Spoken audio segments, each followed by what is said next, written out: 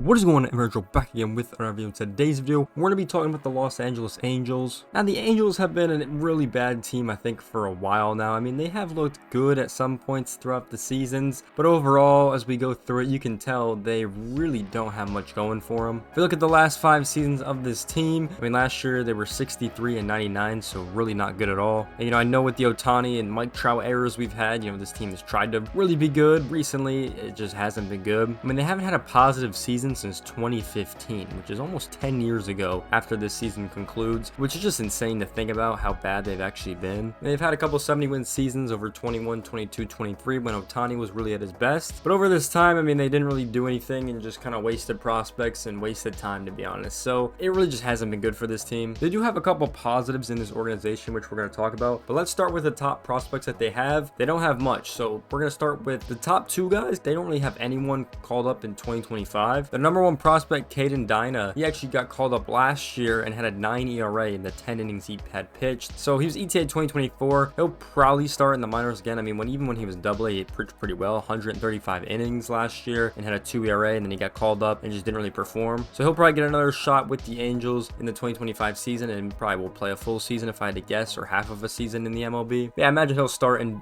AAA or AA or something like that, and then he'll get a shot again. Obviously, their next player is Christian Moore. He was obviously their first round pick in 2024, and he's looked really good. He played 25 games last year, batted a 347 in single and AA. The Angels and kind of how they call these prospects up, I imagine he'll start in AA or AAA and then probably get called up around the All-Star break if I had to guess, because they call these kids up really quickly, especially when you're hitting this good. I mean, it's pretty obvious you're going to be that guy. So yeah, you can definitely see it. Christian Moore obviously was at Tennessee, so SEC school as well. So a lot of these college kids that come from these good programs usually funnel pretty good in the minors and the MLB. So that's something to say on Christian Moore. He'll probably be in the MLB this year if I had to guess. The last player they have in 2025 that's supposed to get called up is Matthew Lugo. He is their 12th prospect right now. In 2024, he batted a 287 in AA and AAA. He was actually with the Red Sox a lot of his minor league career. Then he gets traded over to the Angels. Yeah, he played pretty well in 2024, so he's definitely going to be getting that call up in 2025. I could definitely see that. Maybe he'll start in AAA, or maybe he'll just get into the MLB. We'll kind of wait and see. He's an outfielder, so he does have some competition in the outfield out there. But wait and see. I think he could be a pretty good player for them, and we'll kind of see how his career goes moving forward. Played pretty well throughout his minor league career, so it's actually his best season in 2024, so that is something to say. Yeah, besides for that, if we take a look at the Angels prospects, a lot of guys in 2026 they don't really have much guys in 2025, it looks like, so that's something to say. But let's take a look at the Angels contracts. Now, we've talked about the contract situation with this team a lot and how it's just really horrible. And we know Mike Trout's going to be here for 6 more seasons. He doesn't want to get traded, I'm pretty sure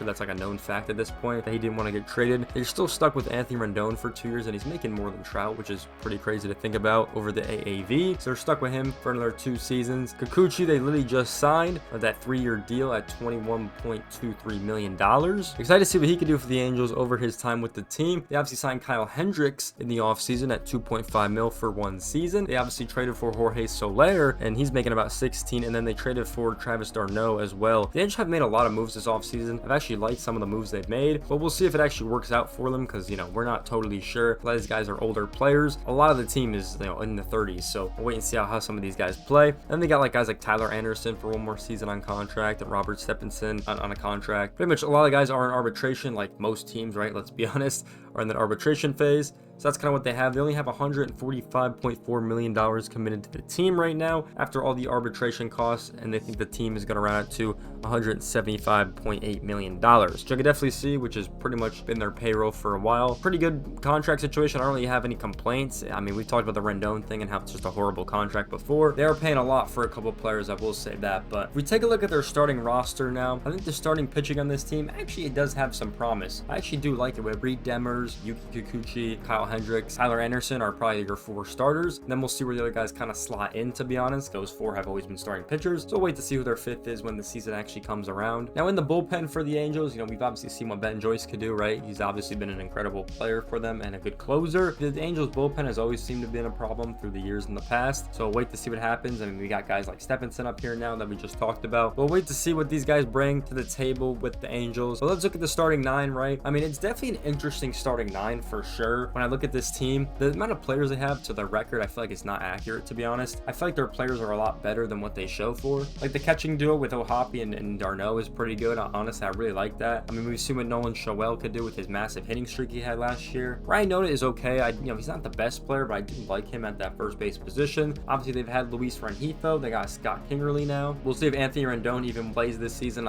He's always hurt, so I really have no idea what's going on with him. Zach Neto will be the starting shortstop, and in the outfield, it'll probably be Taylor Ward, Mike Trout, and then Jorge Soler or Joe Adell in that right field position. And then they also have the DH spot for a lot of players. I mean, they could put Jorge Soler there. They could put Rendon there. They could put Travis d'Arnaud there. There's a lot of guys they could put at the DH spot, which would be interesting to see moving forward. But I don't know, the starting 9 they have, I don't hate it. I actually do kind of like it with some of these guys. I feel like a lot of them just have to prove themselves and kind of just play better. And we'll kind of see what this team has in store moving forward. I really do like that starting 9 from the Angels. I don't think it's one of the worst in the league. Now going over to the attendance for the Angels, something new we're adding to this series in 2025. Los Angeles is a big market, obviously, right? Their counterpart, the Dodgers, are #1 in the league. And obviously with how bad they were this season, having the 4th worst record, they're actually 13th in attendance. So really good for the Angels, especially with the record they have. So, LA is obviously a big market, so I could see that overall. But yeah, coming in at 2.5 million fans to the games this year, at an average of 31,000 fans per game, almost at 32.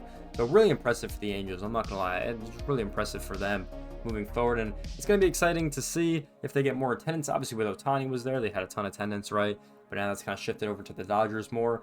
But still a really good attendance after losing him. I'm not going to lie. Really good attendance for the Angels. And we'll see if they get more fans next year, depending on how they play. I think if they play a little bit better, they could definitely get some more fans in the stands. Now, moving over to the MLB 2025 draft, the Angels actually got pretty blessed. They were supposed to pick number 3 with the whole lottery. They ended up moving up to number 2. They haven't had this pick in a while. People in my chat when we were doing this live said Troy Gloss was their last high pick that they had. Someone could fact check me in the comment section about that. The Angels do draft good. I will say that, but the Angels, that's like the best thing they have, is they do draft really well. So that is very exciting for this team. Yeah, that's one positive I say about the Angels. They have the 2nd pick in the 1st round, which is exciting. But besides for that, they don't really have many picks. They obviously have that 1st pick on opening night. That's the only pick they have until they get to the 2nd round, where they have the 44th pick, which is going to be the 4th pick in the order that they're going to do for the rest of the night. They do have a compensation pick at 106. It's after the 3rd round. This compensation pick is for one of their unsigned players they had in 2024 and number 81. He didn't sign with them, so they get a compensation pick for that. Pretty standard draft for them. They have one extra pick throughout this,